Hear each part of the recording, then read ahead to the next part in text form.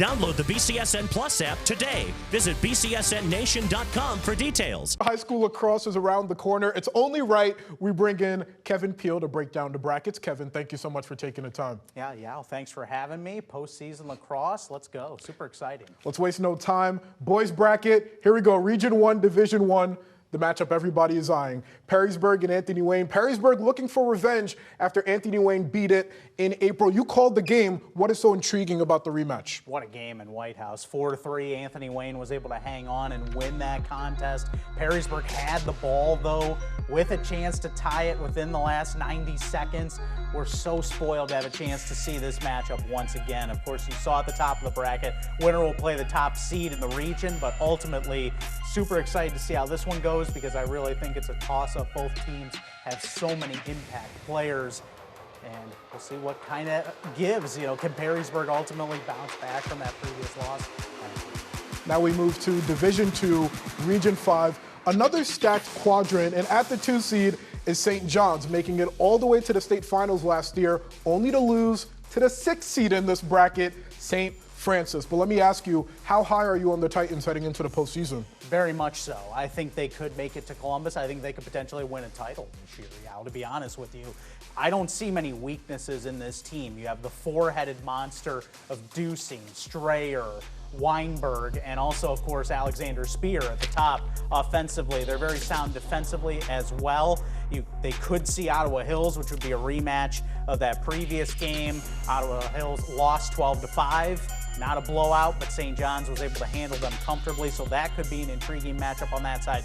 And of course, that's St. Francis team on the other side. 8-5 was the regular season Blood in the matchup. water. Yeah, 8-5 was the regular season matchup. St. John's got out to a 3-0 lead after a quarter, and St. Francis got it to within 2 in the second half. And they did a lot of things that I know Dave, Chris, and I were very impressed with. They were able to win a lot of faceoffs, put a lot of pressure on the Titans. They held on. St. John's has won some tough games lately. I mean, you look at even having to outlast Anthony Wayne in overtime at the end of this past week, 11-10 in order to get another win late in the season. So St. John's is tough.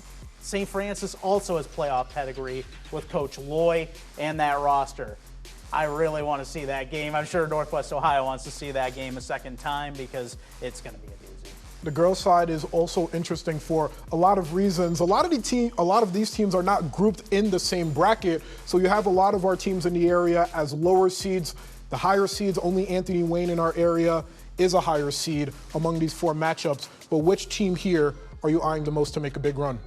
Anthony Wayne from this group. Coach Tully has a solid squad. They've played some very tough competition this year. I know on BCSN, they played St. Ursula at home a little earlier this season, and that was an intriguing game to take in. That was a game that they had led early. St. Ursula pulled away in the second half. A lot of tougher road games, but I know Perrysburg, Coach Stevens, not super upset with that matchup against Wadsworth. We'll see. It's not easy. I mean, it's a tough road game, but can Perrysburg ultimately find a way to pull an upset? I would say maybe they would have the best chance.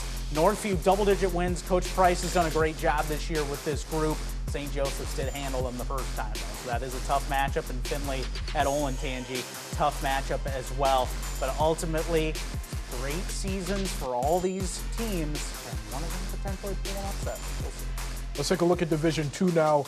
As you told me before we started taping, styles make fights. It's all about matchups. It's kind of like March Madness. Which lower seed can you see upsetting their higher seed in the postseason? Ottawa Hills and St. Ursula played an intriguing game at Niedermeyer Stadium earlier this year. 12-5, St. Ursula was able to win. Of course, the Arrows have all that firepower.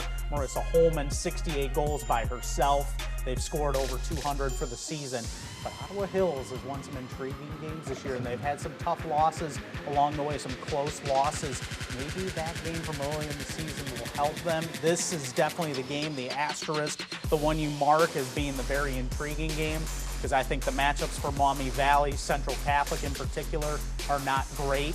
But what I'm looking forward to is on Monday night, Clay and Notre Dame are playing for the second time this year.